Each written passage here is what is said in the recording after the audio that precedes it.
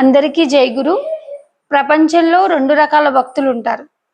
ఒకరు భక్తులు, ఇంకొకరు నిజ భక్తులు. భక్తులైన వాళ్ళు ఆడంబరాలు చేస్తూ జనాల దృష్టిలో పడాలని ఆడంబరాలు చేస్తూ ఉంటారు.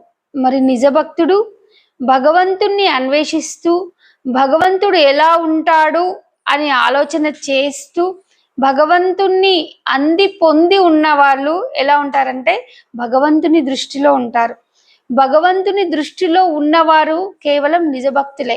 మరి ఈ సాదా భక్తులు జనాల దృష్టిలో పడడానికి, నేను ఇంత ఆర్భాటంగా చేశాను అని చూపించుకోవడానికి జనాల దృష్టి వరకే ఆలోచిస్తారు.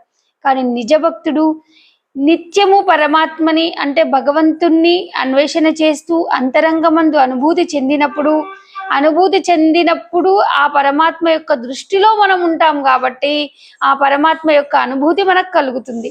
మనం ఎప్పుడు పరమాత్మని ధ్యానిస్తామో అప్పుడు తన్మయత్వంలోకి వెళ్ళిపోతాము, అంటే రోమాంచితం అవుతాము, ఆనందం అయిపోతాము, ఉన్మత్తం అయిపోతాము. ఈ నిజ భక్తుడికి మాత్రమే పరమ సుఖం ఉంటుంది. ఈ భక్తులకి, సాదా భక్తులకి ఆడంబరాలే మిగులుతాయి. కాబట్టి మనం నిజ భక్తులం అవుతాయి. పరమాత్మని నిజంగా భగవంతుణ్ణి మనస్ఫూర్తిగా మనస్సుని లయం చేసి మనస్సుతోనే భగవంతుణ్ణి మనం పొందవచ్చు. ఎవరైతే నిజ భక్తులు మానసికంగా అమనస్కం చేసి మనస్సుని అంతరంగమందు అమనస్కం చేసి ఆ భగవంతుణ్ణి పొందుతామో అప్పుడు మనము భగవంతుని దృష్టిలో మనం ఉంటాము, మన దృష్టిలో భగవంతుడు ఉంటాడు.